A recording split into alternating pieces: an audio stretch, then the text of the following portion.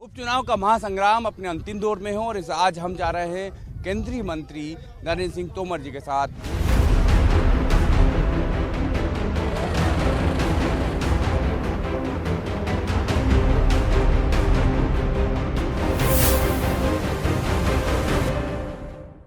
उपचुनाव के महासंग्राम का अंतिम दौर चल रहा है और सभी योद्धा मैदान में हो रहे। सबसे बड़े योद्धा केंद्रीय कृषि मंत्री नरेंद्र सिंह तोमर जी हमारे साथ हैं, जो लगातार ग्वालियर चंबल बेल्ट में सभाएं कर रहे हैं, जनता को शिवराज सरकार के, मोदी सरकार के काम को याद दिला रहे हैं और बीजेपी पक्ष में वोट की अपील कर रहे हैं। उनसे बात करते हैं। नरेंद्र सिंह तोमर जी हमारे साथ हैं। सबसे पहला सवाल मेरा ये है कि जमीन से जुड़े नेता हैं आप और लगातार आप इस पूरे क्षेत्र में लगातार प्रचार कर रहे हैं। सर्वे की आप एजेंसी की कोई ज़रूरत नहीं है आप लोगों को, क्योंकि आप खुद इतना पब्लिक के बीच में रहते हैं कि आपको सर्वे एजेंसी की ज़रूरत नहीं है। आपका सर्वे क्या कहता है वर्तमान स्थिति देखकर?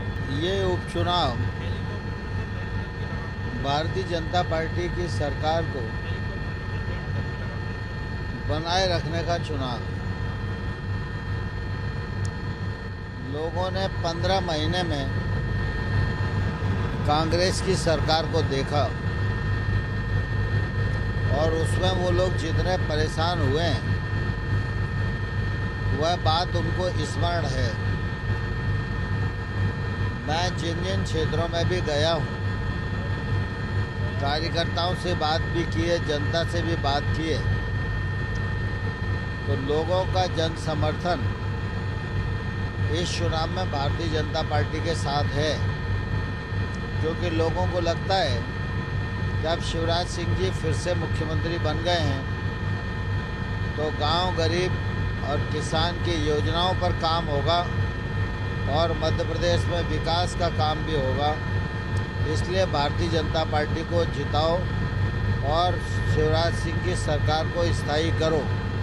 यह जनता मन पूरे प्रदेश में बना चुकी है। जब आप भाषण देते हैं खासतौर से ग्वालियर चंबल में, तो एक्सप्रेस वे का और भिंड में जो सैनिक स्कूल का जिक्र जरूर करते हैं। आपको लगता है कितना बड़ा ये चुनावी मुद्दा है और इस क्षेत्र की जनता के विकास के लिए कितना जरूरी था ये दोनों फैसले? चंबल एक्सप्रेस वे हो या सैनिक स्कूल की स्थापना हो, इसकी डिमांड किसी ने नहीं की थी, लेकिन जनता अपने जनप्रतिनिधि को या सरकार को इसलिए बनाती है कि वो अपनी दूरदृष्टि का उपयोग करे और क्षेत्र में अधिक से अधिक वो काम हो पाएँ जिससे क्षेत्र का विकास भी हो, क्षेत्र की अर्थव्यवस्था को बल मिले, रोजगार के अवसरों का सृजन हो और उद्योग धंधे भी क्षेत्र में लगे। इसलिए 2017 में ही मैंने चंबल एक्सप्रेस वे की कल्पना की थी और कच्चा मशविदा शिवराज जी को मैंने दिया था। उस समय बड़ा काम था तो बहुत आगे बढ़ नहीं पाया, लेकिन शिवराज जी सिद्धांत सहमत थे कि नरेंद्र सिंह जी ये काम करना चाहिए। बाद में जब सरकार बदल गई तो कमलनाथ जी को भी कांटेक्ट किया, लेकिन उनकी सरकार ने कोई बहुत अधिक इसमें रुचि नहीं दिखाई। लेकिन अब राज्य सरकार भी रुचि ले रही है और केंद्र सरकार में परिवहन मंत्री जी ने लगभग 8,500 करोड़ रुपया इस पर खर्च किया जाए, इसकी सैद्धांतिक स्वीकृति भी प्रदान कर दी है और चंबल में सैनिक स्कूल की स्थापना हो, इसके लिए रक्षा मंत्रालय ने 100 करोड़ रुपया स्वीकृत कर दिया है। सारी प्रक्रियाएं होके अगले महीने इसका शिलान्यास हो जाएगा, फिर इसका काम प्रारंभ होगा। सर, पिछली बार चुनाव में किसान केंद्र में था। कांग्रेस ने कहा था कर्ज माफ़ी करेंगे, इसलिए उनकी सरकार बनी। बहुत हद तक ये कहा जाता है कर्ज माफ़ी के वादे पे सरकार बनी थी। आप जो कृषि बिल लेकर आए थे उसका तमाम जगह एक भ्रम फैलाया गया कि वो किसान विरोधी बिल है, लेकिन आपने जिस तरीके से उसका प्रतिकार किया, किसानों के मन में ये बात आ गई कि बिल उनके हित में है। आपको लगता है इस बार भी किसान केंद्र में होंगे? और क्या कर्ज माफ़ी जो बार बार कमलनाथ जी कह रहे हैं कि दोबारा सरकार बनी तो कर्ज माफ़ी करेंगे, क्या कहेंगे आप? देखो, एक तो उन्होंने कहा था कि उनकी सरकार बनेगी तो वो 2 लाख रुपए तक का कर्ज माफ़ करेगी। और 10 दिन में अगर 2 लाख रुपए तक का कर्ज माफ़ नहीं हुआ तो मुख्यमंत्री को बदल देंगे। तो कर्ज भी माफ़ नहीं हुआ और मुख्यमंत्री को भी नहीं बदला गया। तो सबसे बड़ा झूठ तो कमलनाथ जी और राहुल गांधी ने ये बोला। अब सरकार तो उनकी हट गई है। जब सरकार थी तो माफ़ नहीं किया, अब सरकार नहीं है तो उन पर कौन भरोसा करेगा। और भारतीय जनता पार्टी लगातार किसानों की प्रगति और किसानों की समृद्धि और उनके खेत में उत्पादन और उत्पादकता बढ़े और उनकी आय में सहायता हो, इसके लिए काम करती रहती है। प्रधानमंत्री किसान सम्मान निधि के माध्यम से प्रधानमंत्री जी हर किसान को साल में 6,000 रुपया देते हैं। मध्य प्रदेश में भाजपा की सरकार बन गई तो अब मध्य प्रदेश की सरकार ने भी उसमें 4,000 ऐड कर दिया। अब मध्य प्रदेश के किसानों को सम्मान निधि के रूप में 10,000 रुपया मिलेगा। यह किसान हितैषी नीति का परिचय है। सर, इस चुनाव में कई बार टिकाऊ और बिकाऊ के नारे आए, तमाम नारे आए, अब शब्दों का प्रयोग किया गया। मुख्यमंत्री को भूखा नंगा कहा गया। एक इमरती देवी के बारे में जो शब्द कहा है वो हम सार्वजनिक बोल भी नहीं सकते। तो आपको लगता है कि चुनावी भाषा का जो स्तर इस बार गिरा है, इससे पहले कभी किसी चुनाव में देखने को नहीं मिला? राजनीति में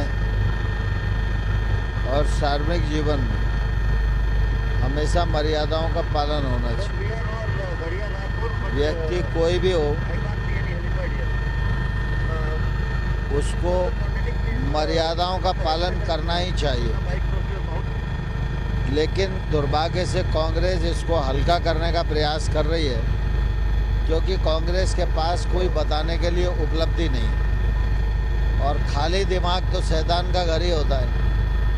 तो कोई उपलब्धि है नहीं, चिंतन है नहीं, विचार है नहीं, तो अभद्र बातें करके चुनाव को कलंकित करने का काम कर रहे हैं, जिसमें वो कभी सफल नहीं होंगे।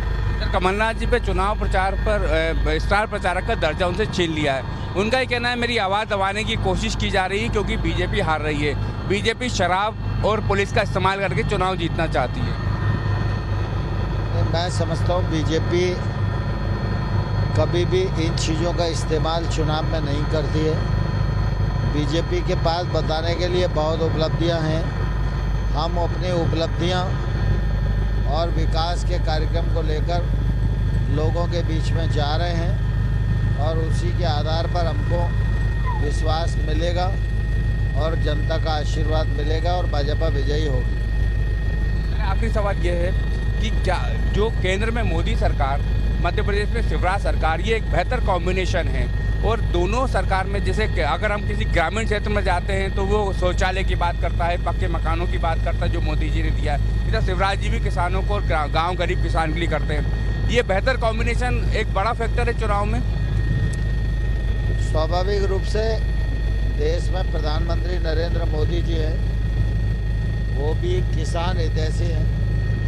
राज्य में शिवराज सिंह जी भी किसान हितैषी हैं।